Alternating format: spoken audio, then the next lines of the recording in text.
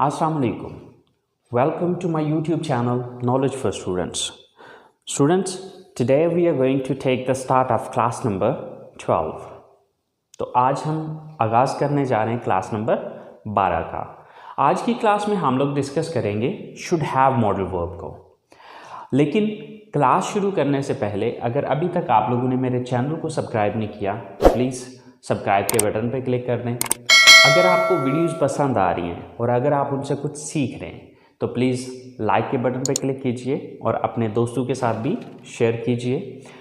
और अगर आपको कोई भी कन्फ्यूजन हो रहा है तो प्लीज़ आप लोग कमेंट्स बॉक्स में जाके कमेंट्स कर सकते हैं ताकि मैं आपकी उस प्रॉब्लम को सॉल्व कर सकूं।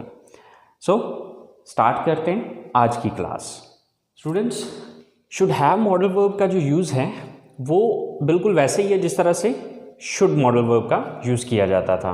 फ़र्क सिर्फ इतना आएगा कि should have modal verb should का पास्ट है, यानी कि उसी मकसद के लिए ये भी यूज़ हो रहा है जिस मकसद के लिए शुड यूज़ हो रहा था। लेकिन फ़र्क सिर्फ इतना आ जाएगा कि शुड मॉडल वर्ब को हम प्रेजेंट में यूज़ कर रहे थे और शुड हैव मॉडल वर्ब को हम पास्ट में यूज़ करेंगे। तो अब अगर हम इसकी डेफिनेशन को देखते हैं तो क्या है कि should have modal verb is used to express advisability and suggestion in the past. अब अगर हम प्रेजेंट की शुड की डेफिनेशन को देखें तो वहाँ पे ये था to express advisability and suggestion in the present. सिर्फ फ़र्क आ रहा है प्रेजेंट और पास्ट का, बाकी सेम एज इट इज़ जो ये डेफिनेशन है वही शुड की डेफिनेशन थी। तो मतलब कहने का ये है कि अगर हम गुजरे हुए वक्त में किसी को नसीहत करना चाहते हैं या फिर मशवरा देना चाहते हैं तो उस मकसद के लिए हम शुड हैव मॉडल वर्ब का इस्तेमाल करेंगे। अब शुड मॉडल वर्ब में उर्दू जुमलों के आखिर में ना चाहिए, नी चाहिए, ने चाहिए वगैरह आता था, लेकिन अब शुड हैव मॉडल वर्ब में उर्दू जुमलों के आखिर में ना चाहिए था, नी चाहिए थी, ने चाहिए थे वगैरह आएगा, क्योंकि ये पास्ट की एडवाइजेबिलिटी या सजेशन है। ठीक है। अच्छा, अब अगर हम इसकी स्ट्रक्चर को देखें तो इसकी स्ट्रक्चर के अंदर एक छोटा सा चेंज आ रहा है। वो चेंज क्या आ रहा है कि शुड के अंदर हम यूज़ करते थे subject plus should plus first form of the verb plus object, लेकिन शुड हैव मॉडल वर्ब में subject plus should have plus third form. यहाँ पर वर्ब की फर्स्ट फॉर्म नहीं आएगी बल्कि वर्ब की थर्ड फॉर्म आएगी। जो यहाँ पर चेंज आ रहा है वो मेन चेंज ये आ रहा है। ठीक है। और शुड की जगह शुड हैव आ रहा है। ओके, तो चले आए हम इन सेंटेंसेस को बना के ज़रा देख लेते हैं। अब जैसे कि पहले हम कहते थे कि उसे मेहनत करनी चाहिए, तो अब जब हम इसको पास्ट में लेके जाएंगे तो वो हो जाएगा उसे मेहनत करनी चाहिए थी। तो अब जब मेहनत करनी चाहिए थी आएगा तो अब ये पास्ट की एडवाइजेबिलिटी है या सजेशन है। ठीक है। तो अब उसके लिए हम इस स्ट्रक्चर को फॉलो करते हैं। सबसे पहले सब्जेक्ट उसे मेहनत करनी चाहिए थी। अब चाहे वो लड़का है चाहे वो लड़की है, तो फर्ज करें वो लड़की है, वो एक लड़की की इंग्लिश क्या होती है? She. Then should have, she should have, then third form of the verb. अब यहां पर वर्ब कौन सा है? मेहनत करना। तो मेहनत करना की इंग्लिश होती है वर्क हार्ड। अब वर्क हार्ड तो चूंकि फर्स्ट फॉर्म है तो अब यहां पर मैं फर्स्ट फॉर्म तो नहीं यूज करूंगा, तो इसके लिए मुझे वर्क की थर्ड फॉर्म यूज करनी पड़ेगी और वर्क की थर्ड फॉर्म होती है worked. She should have worked hard. She should have worked hard. उसे मेहनत करनी चाहिए थी। इसी तरह से उन्हें वक्त पर वहां पहुंचना चाहिए था। उन्हें यानी कि सब्जेक्ट कौन है? उन्हें, वो ज्यादा है। दे। Then should have, then verb. Verb क्या है यहां पे? पहुंचना। पहुंचना की इंग्लिश होती है रीच या अराइव। ओके। अब रीच की जो थर्ड फॉर्म है वो है reached. They should have reached. अब कहां पहुंचने की बात हो रही है? वहां, there. They should have reached there. उन्हें वहां पहुंचना चाहिए था वक्त पर, on time. They should have reached there on time. उन्हें वक्त पर वहां पहुंचना चाहिए था। इसी तरह से उसे अपने मुस्तकबिल के बारे में सोचना चाहिए था। अब किसको सोचना चाहिए था? उसे, यानी कि वो एक लड़का भी हो सकता है, वो एक लड़की भी हो सकती है। ओके, सो फर्ज करें वो एक लड़का है, सो उसे अपने मुस्तकबिल के बारे में सोचना चाहिए था। तो वो एक लड़का है, तो वो एक लड़का की इंग्लिश होगी ही। देन शुड हैव,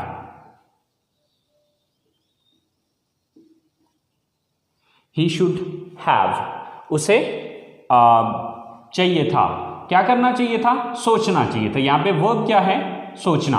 तो सोचना की इंग्लिश होती है थिंक। सोचना की इंग्लिश क्या है? थिंक। तो अब थिंक की हम थर्ड फॉर्म लगाएंगे, थिंक, थॉट, थॉट। तो अब थिंक की थर्ड फॉर्म लगेगी thought. He should have thought, उसे सोचना चाहिए था। किस बारे में? अपने मुस्तकबिल के बारे में। अबाउट, अबाउट का मतलब है बारे में, अबाउट हिज फ्यूचर। ठीक है, हिज फ्यूचर, अपना मुस्तकबिल। He should have thought about his future, उसे अपने मुस्तकबिल के बारे में सोचना चाहिए था। ओके, इसी तरह आसिम को अपने भाई की मदद करनी चाहिए थी। अब यहां पर सब्जेक्ट कौन है? Asim. Then should have,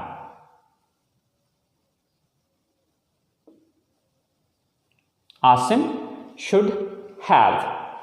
verb क्या है यहां पे? मदद करना। मदद करना, हेल्प, तो इसकी थर्ड फॉर्म होगी helped. Asim should have helped. किसकी मदद करनी चाहिए थी? अपने भाई की, his brother. Asim should have helped his brother, Asim को अपने भाई की मदद करनी चाहिए थी। सो स्टूडेंट्स, आपने देखा कि यहां पर उर्दू जुमलों के आखिर में एंड पे था, थी, थे का इजाफा हुआ, यहां पर हैव का इजाफा, और नेक्स्ट जो चेंज इंग्लिश में आया है वो हमने फर्स्ट फॉर्म की बजाय थर्ड फॉर्म यूज़ किए हैं। तो बस ये दो चेंजेस हैं जो कि हमारे इन सेंटेंसेस के अंदर आए। सो आई होप सो जिस स्टूडेंट को शुड मॉडल वर्ब की समझ आ गई है उसके लिए शुड हैव मॉडल वर्ब कोई मसला नहीं है, क्योंकि इसका यूज़ बिल्कुल वैसे ही है जिस तरह के शुड मॉडल वर्ब का था। फ़र्क सिर्फ इतना आ रहा है कि शुड मॉडल वर्ब को हम प्रेजेंट में यूज़ करते हैं और शुड हैव मॉडल वर्ब को हम पास्ट में यूज़ करते हैं। तो ये थे हमारे पॉजिटिव सेंटेंसेस। अब हम चलते हैं इसके नेगेटिव सेंटेंसेस की तरफ, क्योंकि हमें ये भी तो कहना पड़ सकता है ना कि उसे ये काम नहीं करना चाहिए था, हमें ऐसा नहीं करना चाहिए था, उन्हें ऐसा नहीं करना चाहिए था। तो जब हम इनके नेगेटिव सेंटेंसेस बनाएंगे तो वो किस तरह से बनाने, चले आए देखते हैं। तो स्टूडेंट्स, ये है शुड हैव मॉडल वर्ब की नेगेटिव सेंटेंसेस की स्ट्रक्चर। स्टूडेंट्स, यहाँ पर बस एक पॉइंट आपको बताना चाहूँगा, बस आपने वो पॉइंट अपने जहन में रखना है। आप उस पॉइंट को जहन में रखते हुए आप किसी भी पॉजिटिव सेंटेंस का नेगेटिव आसानी से बना सकते हैं। आपने ये चीज़ याद रखनी है कि आपके पास जो हेल्पिंग वर्ब मौजूद है, अगर किसी जुमले के अंदर आपके पास हेल्पिंग वर्ब मौजूद है, तो जब आपने उसका नेगेटिव बनाना है तो आपने करना यह है कि जो अभी अपना पहला हेल्पिंग वर्ब आ रहा है उसके बाद नॉट लगाना है। अब देखिए यहाँ पर दो हेल्पिंग वर्ब आ रहे हैं, शुड हैव। अब ये दो हेल्पिंग वर्ब्स हैं, तो अब हम शुड हैव के बाद नॉट नहीं लगाएंगे, बल्कि हम देखेंगे ये कि फर्स्ट वाला हमारा हेल्पिंग वर्ब कौन सा है। तो हमारा फर्स्ट हेल्पिंग वर्ब है शुड। तो हम क्या करेंगे, जब इसका नेगेटिव बनाना होगा तो हम फर्स्ट हेल्पिंग वर्ब के बाद नॉट लगाएंगे, यानी कि शुड के बाद नॉट लगाएंगे।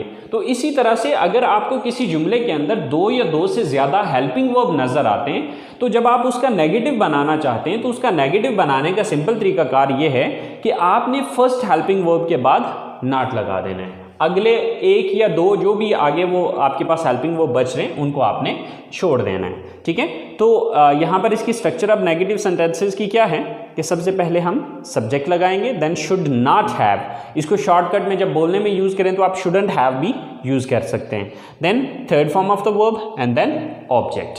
तो कुछ सेंटेंसेस हैं जो कि हमने एज एग्जाम्पल लिए, तो चले हम उनको बना के देखते हैं। सो उन्हें अपनी नौकरी नहीं छोड़नी चाहिए थी। अब किसे नहीं छोड़नी चाहिए थी? सब्जेक्ट कौन है? उन्हें। सो दे। then should not have, they should not have, then verb third form. अब यहां पर वर्ब क्या है? छोड़ना। सो छोड़ना की इंग्लिश होती है लीव, छोड़ना की इंग्लिश क्या है? लीव, और इसकी थर्ड फॉर्म होगी left. They should not have left, क्या नहीं छोड़ना चाहिए था? अपनी नौकरी, their job. They should not have left their job, उन्हें अपनी जॉब या अपनी नौकरी नहीं छोड़नी चाहिए थी। इसी तरह से साजिद को अपना पैसा जाया नहीं करना चाहिए था। सो सब्जेक्ट कौन है यहां पर? Sajid. Then should not have,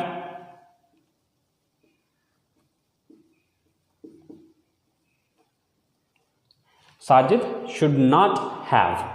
verb क्या है यहां पर? जाया करना। सो वेस्ट, तो वेस्ट की थर्ड फॉर्म होती है wasted. Sajid should not have wasted, क्या नहीं जाया करना चाहिए था? अपना पैसा, his money. Sajid should not have wasted his money, Sajid को अपना पैसा जाया नहीं करना चाहिए था। इसी तरह से आपको इस हादसे के बारे में अपने घर वालों को नहीं बताना चाहिए था। सो सब्जेक्ट कौन है यहां पे? आप, you. Then should not have,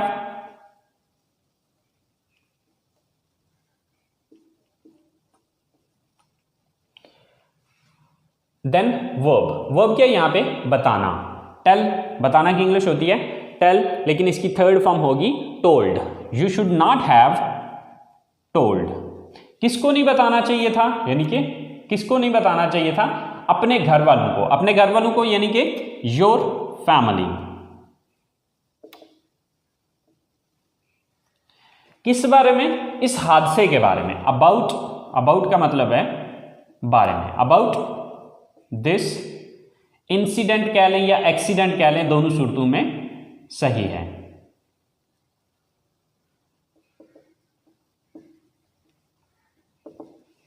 So, you should not have told your family about this incident या accident, दोनों सूरतों में सही है कि आपको इस हादसे के बारे में अपने घर वालों को नहीं बताना चाहिए था। So, इसी तरह से उसे अकेले वहां नहीं जाना चाहिए था। आप उसे यानी कि उसे एक लड़की को, she then should not have,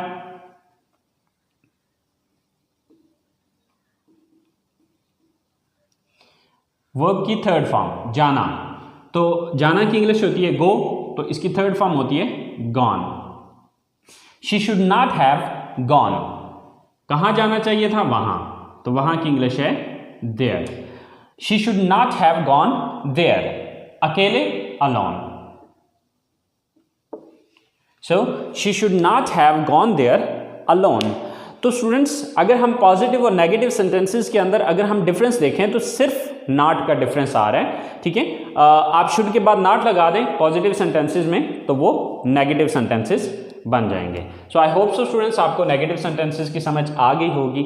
तो अब हम बात करते हैं इसके इंटरोगेटिव सेंटेंसेस की। इंटरोगेटिव मीन सवालिया जुमले। तो अगर हमें पास्ट में किसी से, पास्ट से रिलेटिंग कोई मशवरा लेना है या कोई नसीहत लेनी है तो उसके लिए हम सेंटेंसेस किस तरह से बनाएंगे, वो बहुत ही सिंपल और इजी तरीकाकार है, जो कि मैंने ऑलरेडी पहले भी आपको बताया हुआ है कि अगर आपको किसी मॉडल या किसी टेंस का नेगेटिव बनाना आता है तो उसका इंटरोगेटिव बनाना कोई बड़ी बात नहीं है या कोई प्रॉब्लम नहीं है। ओके, अब उसके लिए आपने करना यह है कि जिस भी वर्ड के बाद आपने नॉट का लफ्ज़ नेगेटिव में यूज़ किया था, बस उस लफ्ज़ को उठा के जुमले के शुरू में लगा देने तो वो इंट्रोगेटिव बन जाएगा। जैसे कि यहाँ पर हमने जो नॉट लगाया वो किसके बाद लगाया? शुड के बाद नॉट लगाया। तो अब यहाँ पर हम क्या करेंगे, जब हम इसका सवालिया बनाएंगे या इंट्रोगेटिव सेंटेंस बनाएंगे, then we will take this should at the start of the sentence and it would be converted into interrogative sentence. तो चले आए देखते हैं स्टूडेंट्स। इंटरोगेटिव सेंटेंसेस बनाने के जो स्ट्रक्चर है वो है should plus subject plus have plus third form of the verb and plus object and in question mark. So हमने किया सिर्फ इतना है कि यहाँ पहले शुड यहाँ पे आता था, तो यहाँ से उठा के हमने इसको यहाँ पे ले आए। क्यों लेके आए? क्योंकि हमने जब नेगेटिव बनाया था तो शुड के बाद नॉट लगाया था, इसलिए हमने शुड को उठा के जुमले के शुरू में लगा दिया। तो चले हम इसकी एग्जांपल्स को बना के देखते हैं। सो क्या मुझे इस कॉलेज में दाखिला लेना चाहिए था? So first of all should, then subject कौन है? मुझे, यानी कि मुझे दाखिला लेना चाहिए था, तो सब्जेक्ट कौन हुआ? मैं। तो मैं की इंग्लिश क्या है? आई। शुड आई, क्या मुझे, शुड आई हैव। यहां पे देखना है कि थर्ड फॉर्म यानी कि वर्ब क्या है यहाँ पे? दाखिला लेना। तो दाखिला लेना की इंग्लिश होती है टेक एडमिशन। अब टेक की जो थर्ड फॉर्म होती है वो है taken. So should I have taken admission, should I have taken admission, क्या मुझे दाखिला लेना चाहिए था इस कॉलेज में, इन दिस कॉलेज।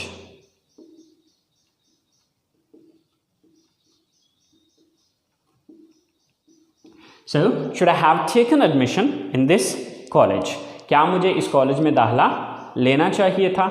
इसी तरह से क्या हमें उसे इस बारे में बताना चाहिए था। So first of all should, then subject कौन है? हमें, यानी कि हम सब्जेक्ट हैं। Should we, then have, should we have, third form of the verb. अब यहां पर काम कौन सा है? बताना। वर्ब क्या है? बताना। तो बताना की इंग्लिश होती है टेल और इसकी थर्ड फॉर्म है told. Should we have told, किसे बताना है? उसे, यानी कि वो लड़का भी हो सकता है, वो लड़की भी हो सकती है। अगर वो लड़का है तो हिम, अगर वो लड़की है तो her. Should we have told her या हिम। अब अगर लड़की है तो हर, अगर लड़का है तो him. So should we have told him, इस बारे में, अबाउट दिस।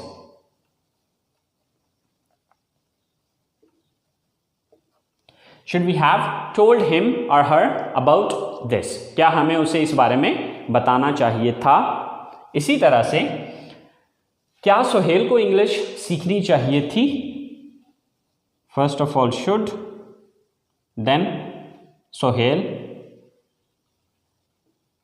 शुड सोहेल, आगे हैव, थर्ड फॉर्म सीखना। सीखना की इंग्लिश होती है लर्न और इसकी थर्ड फॉर्म होती है learned. Should Sohail have learned, क्या सीखने की बात हो रही है? English. So should Sohail have learned English, क्या सोहेल को इंग्लिश सीखनी चाहिए थी। लास्ट सेंटेंस है हमारे पास, क्या आपको नया कारोबार शुरू करना चाहिए था। सो शुड, देन सब्जेक्ट कौन है यहां पे? आप। Should you, then have, after that third form of the verb शुरू करना। काम यहां पर क्या है? वर्ब क्या है यहां पे? शुरू करना। सो शुरू करना की इंग्लिश होती है स्टार्ट और इसकी थर्ड फॉर्म है started. So should you have started, should you have started, क्या शुरू करने की बात हो रही है? नया कारोबार, new business. So should you have started new business, क्या आपको नया कारोबार शुरू करना चाहिए था। सो स्टूडेंट्स, ये सिंपल सा तरीकाकार है इसके पॉजिटिव, नेगेटिव और इंट्रोगेटिव सेंटेंसेस बनाने का। सो आई होप सो आपको पॉजिटिव, नेगेटिव और इंट्रोगेटिव तीनों टाइप के सेंटेंसेस की समझ आ गई होगी। अब हम ज़रा तीनों सेंटेंसेस को इकट्ठे लिख के देखते हैं कि आया कि तीनों में डिफरेंस क्या आ रहे हैं। तो चले आए ज़रा पहले वो देख लेते हैं, उसके बाद नेक्स्ट बात करते हैं। स्टूडेंट्स, हमारा जो पहला सेंटेंस है वो है you should have gone there, आपको वहाँ जाना चाहिए था। राइट, ये हमारा पॉजिटिव सेंटेंस है। जब हम इसी को नेगेटिव में कन्वर्ट करेंगे तो वह हमारा ये सेंटेंस बनेगा, you should not have gone there. तो अब अगर आप इन दोनों सेंटेंसेस को देखें तो इसमें आपको सिर्फ नॉट का डिफरेंस नज़र आएगा, ठीक है। बाकी सेम एज इट इज़, जिस तरह की ऊपर की स्टेटमेंट है वही स्टेटमेंट नीचे भी है, फ़र्क सिर्फ इतना आया कि शुड और हैव के दरमियान में नॉट आ गया है।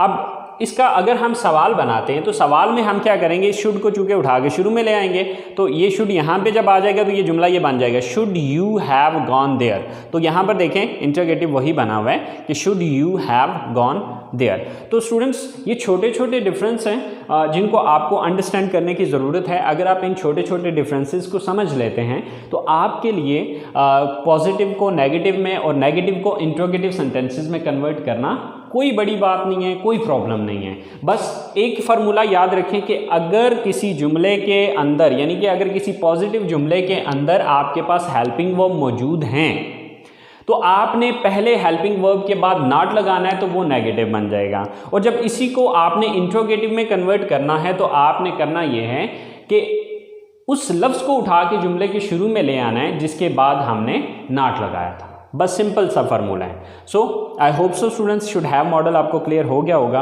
तो अपनी बात को यहीं पे आज ख़त्म करते हैं, आज की क्लास को फिनिश करते हैं। इंशाल्लाह ज़िंदगी रही तो नेक्स्ट अगली क्लास के साथ हाज़िर होंगे। लेकिन अब नेक्स्ट अगली क्लास में हम कुछ और इंट्रोगेटिव टाइप सेंटेंसेस की, यानी कि इसमें हम WH इंट्रोगेटिव सेंटेंसेस जो होते हैं उनके बारे में बात करेंगे। बहरहाल तब तक के लिए अपना ख्याल रखिएगा। इंशाल्लाह ज़िंदगी रही तो आप लोगों के साथ अगली क्लास में मुलाकात होगी। अल्लाह निगहबान।